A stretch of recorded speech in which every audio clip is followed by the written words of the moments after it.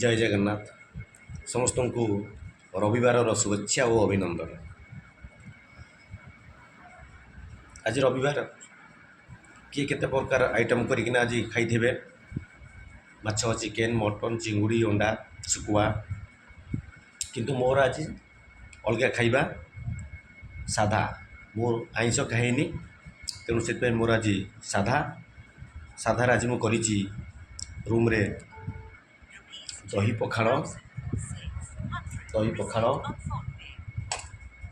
ଆଳୁ ଭର୍ତ୍ତା, ବଡ଼ି ଚୁରା, ବାଇଗଣ ପୋଡ଼ା ଭର୍ତ୍ତା।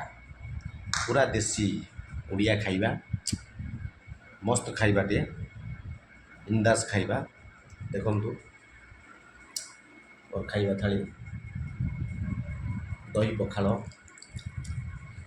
ଆଳୁ ଭର୍ତ୍ତା, ବଡ଼ି ଚୁରା, ଏଇଟା ବାଇଗଣ ପୋଡ଼ା, କଞ୍ଚା ଲଙ୍କା, ରସୁଣ ଦିଆ ହେଇକିନା ସୋରିଷ ତେଲ ପଡ଼ିକିନା ଚକଡ଼ା ହେଇଛି। ଖାଇବା ଦେଖିବା କେମିତି ଲାଗୁଛି।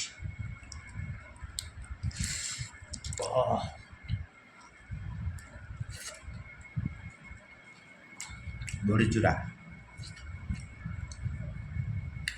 ବାଇଗଣ ପୋଡ଼ା ଭର୍ତ୍ତା, ଓ ଅତି ଆନନ୍ଦ।